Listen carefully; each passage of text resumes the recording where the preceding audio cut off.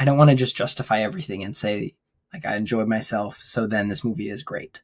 Like I'm still a Christian and I want to look at it from a perspective where I know that it's inaccurate, but still acknowledge how fun it was to watch. Even though I always had this inkling in the back of my mind, like, that just doesn't work because it's not how it actually happened. But I would say if you want to see it as like an alternate history, maybe that would be more fun. I think of Inglourious Bastards, where that doesn't really seem like it's going to be alternative history, and then at the end it's revealed that it is.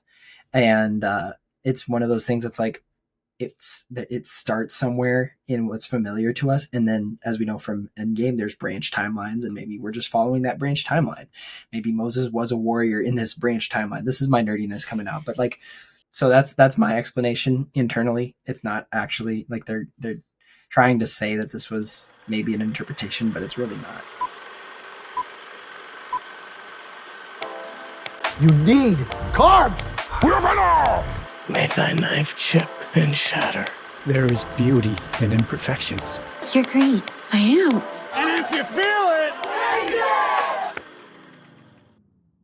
are you watching closely?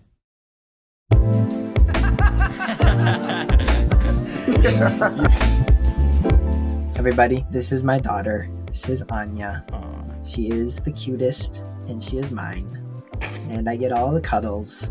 And she's also wearing her Vikings onesie because she experienced her first Vikings wins today. Yeah. Oh, did we actually win? I left the game. I left the game to watch this or to do this. It's only up from here, and she is super excited to be a Vikings fan. Yep. She'll be our new co-host, and you can buy all the Anya merch on the store. You know, that's sale going on right now. So, do you have anything to say, child?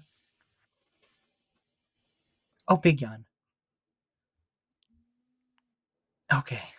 Well, if that's it. I mean, I heard something. I don't know what it was, but I heard something. She's nervous, guys. Give her a few streams. You know, we gotta get into the role. I can't wait in like 20 years when she looks back. She's like, "Oh, Dad, why'd you do that? You're putting it in front of the screen." I needed an easy one. I needed an easy episode. Just and this one shouldn't be too bad. It's been a while since I watched it, but like, it's just a bit of a unique Exodus retelling. Unique is one way to say it. Yeah. But honestly, it's good to get back into this. The last time, or obviously last week's episode was OEFP Live, is what I called it, behind the scenes, which was a nightmare to edit, but that was like a month ago that we were together. And so it's been a while since we recorded, and I'm going to try and get our Jeopardy out too, because we did Jeopardy. That was a lot of fun. And I think I got all the recording things for that. But yeah, I'm excited to do this again. Apologies. I never want the quality to go down, but sometimes I just need to get something out, and maybe sometimes I don't even get something out, and that's okay too. I need to be okay with that. And I know like 20 people who listen to this are hopefully okay with that. It's a lot to be a dad, and we take sleep very seriously. But I also have a little bit more free time. Yeah. I'm sure you'll do fine though. Thank you. Enough about your problems. What problems do you have? I was just saying, like, to get onto the episode, but okay. No, I'm curious. This gosh dang economy, you know? Let's talk politics.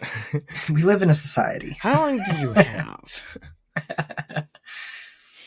I can't imagine much has changed on the farm. No, it's just getting colder, and I'm trying to get all this stuff ready for winter right now. And for me, at least, like, it's starting to get, it's not quite final seasons, but it's starting to get closer to that, where you start feeling more of the squeeze.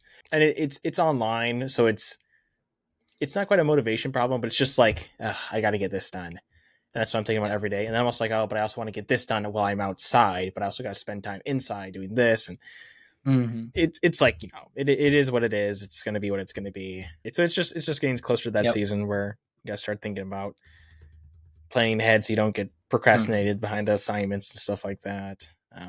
Otherwise just get cold and getting stuff and hoping nothing breaks down over the winter and all that sort of stuff.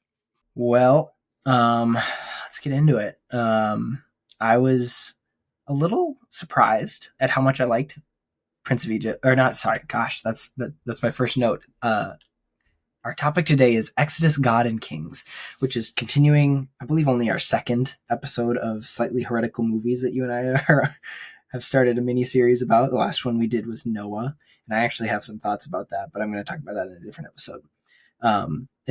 But both movies have the idea of, like, I read the synopsis of the story and expounded on what I think should have happened. And to be fair, Exodus, God, and Kings looks great. It's a good movie standalone outside of, what it was based on. And it does look like a Prince of Egypt live action, in my opinion. The visuals were great. The acting, people could say, oh, it was whitewash. But I'm like, if I'm going to respect Val Kilmer as Moses, then I'm going to respect Christian Bale as Moses. Like, it works. Obviously not a musical, took different story beats, but like with the Egyptian, maybe stereotypical music, but very immersive music, along with just the same beats of like it's never mentioned in the Bible that Ramesses was Moses' brother, and it might not have been that way. Some people are like, oh, Ramesses was the pharaoh of the Exodus. That might not have happened that way because of certain Egyptian timing, and I worked for the company that kind of made movies about that. Patterns of Evidence went and made documentaries about how Ramesses was most likely not the pharaoh of the Exodus, but who cares? This is fiction or historical fiction, and it's one of the easier Egyptian names to say. If it was Enmenhotep or the second or whatever, that's not as fun to say in a movie. So Ramesses is good, but things like that where Ramesses and Moses are brotherly and they respect each other, like that plays the same as it does in Prince of Egypt, and I just really liked it. The other, I'll let you give your thoughts, and then I want to look at a chart I made. Okay. Yeah, the first thing that I can really say is what you've already talked about is comparing this to the Prince of Egypt, because I'd say that anyone who's seen this is going to say Prince of Egypt is better.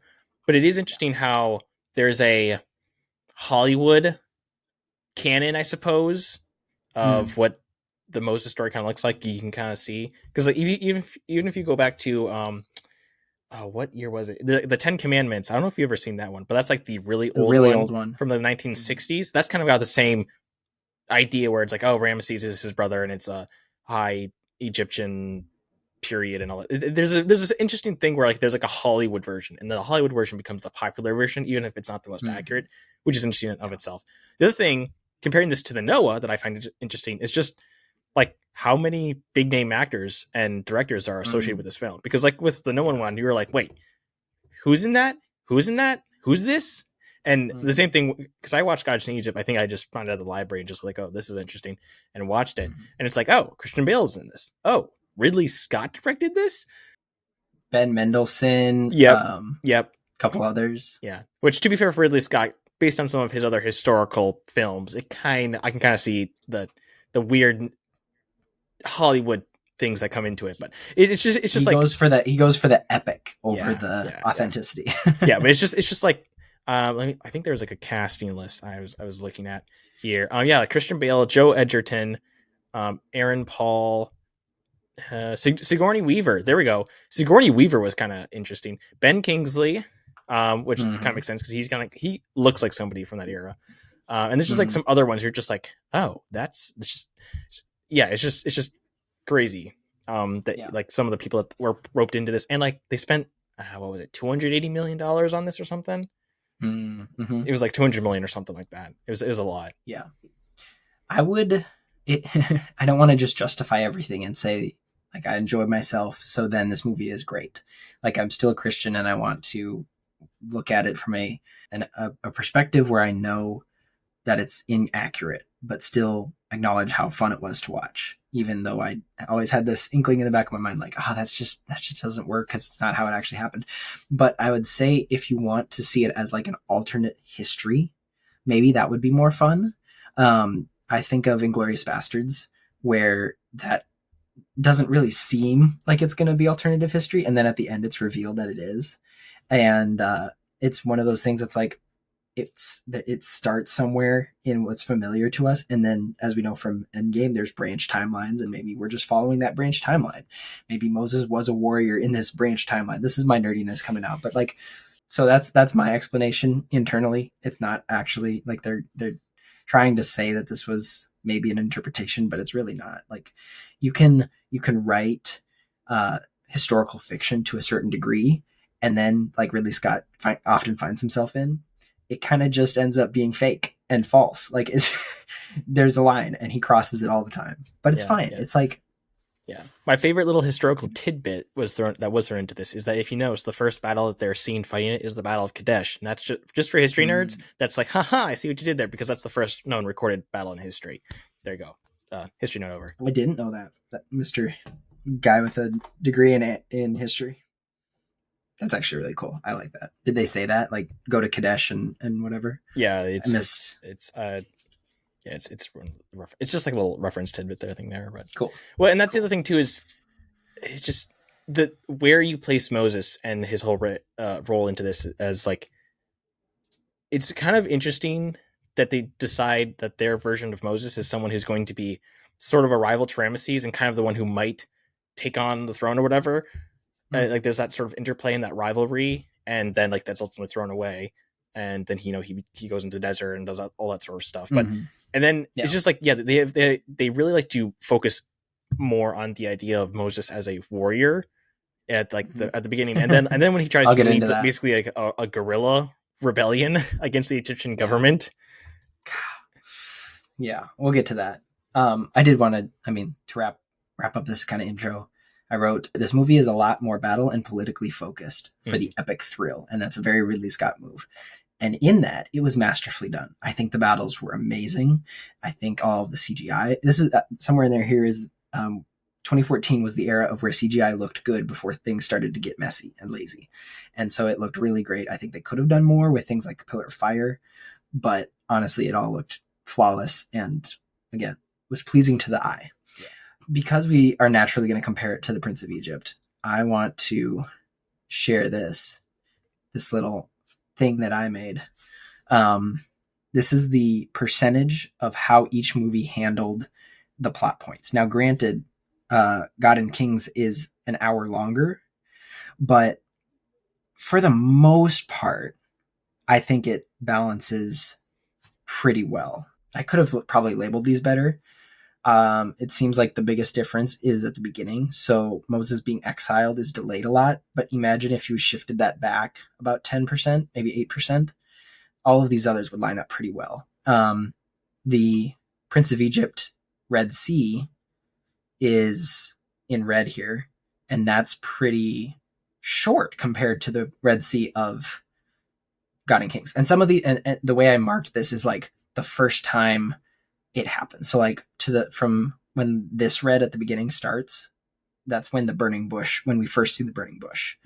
The yellow is the first time Moses steps back in Egypt. So from that point until the screen point is when the first plague starts, so on and so forth. So God and Kings spends more time in the Red Sea because they had that moment where they look at the Red Sea. Moses is whining. They spend the night. Then there's a battle. So there's more of that. But I just wanted to see. I didn't know if there was going to be a huge revelation. I knew, where does the God and Kings, like that military coup happen? I think it's the green from the return. Yeah, because, okay. So in Prince of Egypt, the green is basically it starts when Moses arrives in Egypt, which is about halfway, a little more than halfway through the movie. And then it starts, and then it's only 12% of that. And that's like Playing with the Big Boys Now, where he does the snake, and then he goes and talks to the Israelites. And the beginning of orange is when the plagues start. This green was not him talking to Ramesses or anything. This was training the Israelites, the Hebrews, to fight. So they spent their in between the return and the first plague, they spent their time differently. That's where I was like, oh, maybe God and Kings would have way more of that, but it's the same time. It's just differently handled, I guess. I don't know. Did anything about this stand out? Maybe I nerded out too hard and didn't. You definitely did more than I was thinking about it. I mean, again, like they're basing off the same story in the Bible, and so they are going to have the same plot beats. I think if you were to look at it from a very regular standpoint, the Prince of Egypt probably stands up closer to it than Gods and Kings, which isn't necessarily that big of a revelation per se. Because again, as you said, they focus a lot more. The thing for Gods and Kings, especially, is that they try to add in more fighting for anything, and just more political filler as well. Like it's not like in Prince of Egypt, it's like okay, you can kind of see Moses has got is a prince, but it doesn't really dwell that much onto it, and then like he kind of goes into self exile. Whereas in Gods and Kings, it's like this whole oh, his brother's kind of jealous of him because he was in a fight, and then there's some revelations that he's actually Hebrew, and then he's exiled, and all this other stuff, and then when he actually comes back, as we said, like he instead of just like, all right, I'm the messenger, here's what's going to happen, he like basically starts raising and leading a rebel insurgency, and then even when they leave, there's another fight, and even in the middle of the Red Sea, there's another fight, which was the most hilarious part to me. Honestly, it's like, all right, I'm going to go back and fight in the middle of this ocean. Let's go. And that's just a very, very Ridley Scott and Hollywood-esque-ification. Yeah, I suppose. Because I don't even see Moses as what inspired him to be like, let's turn back. I mean, I think he wanted to save Ramesses, but like that decision to turn back, stand in the middle, and then like he didn't even move when the wave was over him. But we'll get to that. I don't know. There's some decisions like that were made for the epic. But you go. Well, no, I was gonna start working our way through the movie. I think the way they approached the gods and Yahweh was very interesting. Right off the bat, I wrote, were they intending for the entrail prediction to have truth? So maybe some people are listening and they didn't watch it. It is fun, so maybe you should watch it. So at the beginning, the priestess of the Egyptians was cutting open an animal to see how their battle would fare, and she makes a prophecy that actually comes true about Ramesses and Moses, which I didn't know if they were gonna say that was a lucky prediction or if the gods that she was pertaining to were real, which could be the case, but I don't think they were going that route of like, yes, there's little g gods that have some power, but not, they only have limited power. It's not like they can tell the future. God is the only one who's omnipotent and omnipresent. And so like, again, I'm coming at it from a very Christian standpoint, so I don't expect them to have perfect theology, but it was just very interesting that pagan priestess made a prediction that actually came true, and that went into the rest of the movie where Ramesses was like, oh, Moses is that person who's going to be the leader. I don't know what you thought about that moment.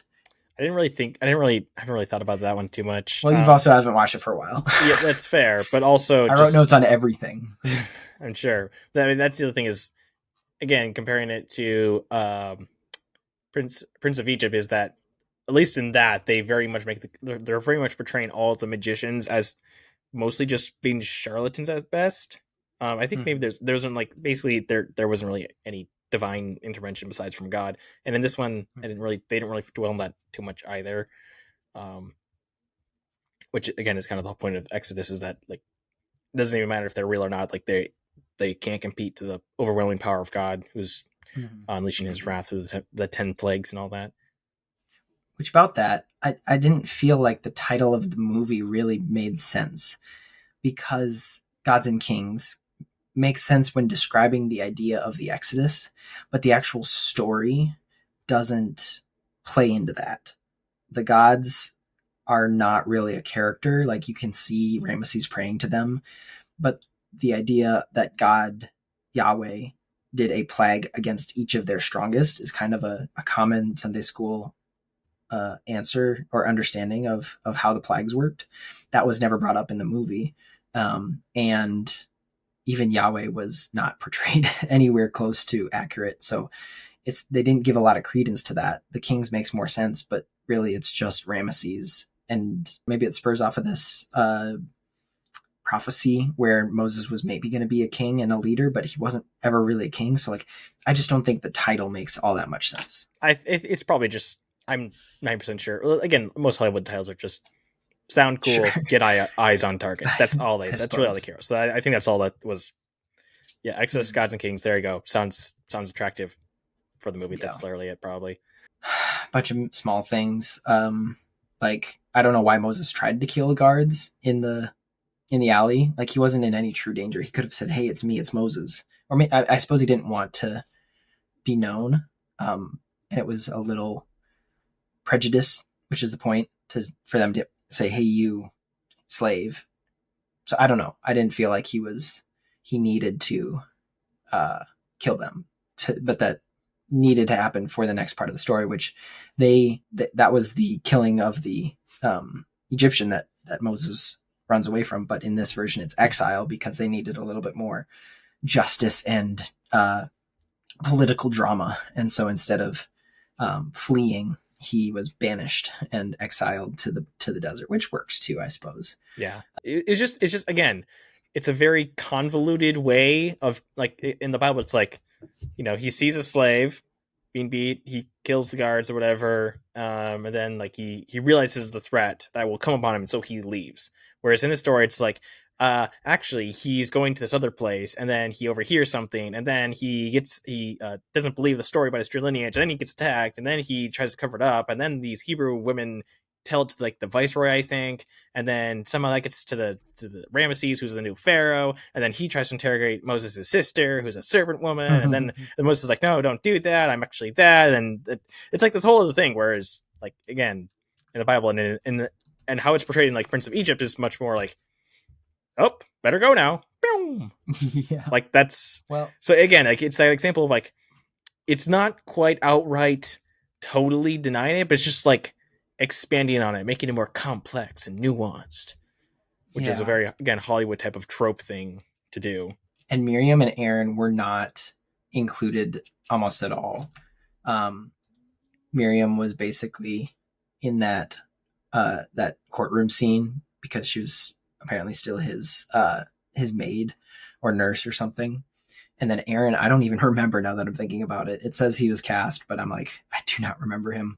Yeah, Joshua was more prominent in there because he was. Yeah, because he was. I mean, he was the one that I think Moses met first initially, and then he was one of the rebel guys, his top right hand. So, well, he was the one who was being whipped. Yeah, and he's like, he doesn't feel pain or whatever. I loved Aaron Paul being cast as Joshua. I think he looked great. I think he played him well. But yeah, I was going to say that because I don't remember Aaron, they really wrote him out of the movie because that was kind of the main point of that was part of Prince of Egypt, was like finding Aaron. And yes, Moses gets the guts to go speak himself. So even in Prince of Egypt, that we kind of glossed over that, but Aaron was still a big part of Prince of Egypt, and he just was non-existent in this one. Okay, we're going to get into some more theology, which I know we love here. The burning bush. First off, Malak is the kid's name, and apparently that's how God chose to manifest himself, even though he already had the burning bush. Like, you saw the burning bush, and then you saw Malak the kid. There's more things I have to say about Malak later down the line, but I just think that's weird. He says, I need a general to fight, and that's completely the opposite message of the biblical account. It's not because Moses could fight that God wanted him. It's because he was a tool in God's arsenal to use more tools, to use those miracles. He needed Moses, a broken, banished, or fleeing, more or less, Prince of Egypt, to return and save his people. And he was going to use his miracles to do it. With God setting the standard in the Bible, in the biblical account, to say, I will do my wonders and they will know that I am God. That is way different than saying, Moses, you're good at fighting. I really need you to go do this. This is where it started going off the rails. Like, I could accept some of you can probably, the same way you make the jump from Moses returning to Egypt would go up against the Pharaoh that used to be his brother. That makes logical sense. It's a little bit of a stretch to say he was trained in combat. But I think this is it's just too far to have that be a main plot point. And again, God says, I need a general to fight. I'm like, well, and it's weird too, because later on in the film itself, like when he starts leading a literal armed rebellion, God's like, no, man, this is what you're supposed to be doing. Let me just cast a plague here and cast a pestilence there. And then, so I don't know, the whole God represented as a child. Maybe I don't know of this anywhere, but maybe I wonder if there was some sort of thought like that was maybe supposed to be a sort of a metaphor thing for maybe like a Christ-like thing. How you? I have no idea. I've not heard anything about that. I just wonder. But it is a weird design choice, I suppose you could say, to have God be presented as a child. And when, like, especially like in the biblical text, like there is no physical representation of God necessarily. Like you have like the burning bush, but it's more like God speaking through that. There's no like, now I'm here. It's I don't know. I think that might be in part. I think that might be in part something that, as like Hollywood directors, they think that in order to understand something like that, you have to see it, have to empathize with it, or whatever, or they have to like visualize it. Maybe that's what's going on there. But like kind of the whole point and part of Exodus is that like God is being present, but he's also working through Moses and his other servants. But he's also he's using them, but he doesn't necessarily need them in the sense, because he ultimately is the one who sends down all the plagues. That's kind of the whole point, is to show his power. But it's not like he has to be there himself in a tiny human body form. Yeah. Even in the end when he like is a cameo thing, it's like, oh, there he is, and now he's gone. It's like, okay. It was just I didn't find that necessarily quite. I wasn't really as much offended. I was just like, that's weird, and we don't need it. It was just it's an interesting, weird design choice that it wasn't really needed. I don't know where it comes from, but I think it also something else I was thinking about during the burning bush scene was about Moses's doubts, and that's his character arc in this movie, and that's not incorrect, because that is the story of Moses throughout the actual biblical account. At the burning bush, he says, who am I, but this, but that. And yet it didn't seem like that, like the extent that his doubts went in this movie, especially at the burning bush, was that he didn't believe that this was real, or he didn't understand that God was the one behind it for a little bit. And then it leads into other things where he's talking to Malak, and he just doesn't understand what God is, or why he would do this. Like, he's saying, like, you're causing these plagues and it's affecting my people, as though the Israelites aren't also God's people. And there's a theological conversation to be had there where God is doing it for the greater good. Ultimately, it was for their freedom, even if, in that section of the plagues, they were worked harder and had to be punished or tortured more. That's ultimately for God's glory in the end, even though Ramesses hardened his heart and said, you have to now gather your own straw. But Moses took that personally in this movie, and I just don't know. Listener, until next week, share this with a friend. I did this out of order. Share this with a friend, rate us up 5 stars, and until next week, know that you're loved. God bless. Where there's a will, there's a way.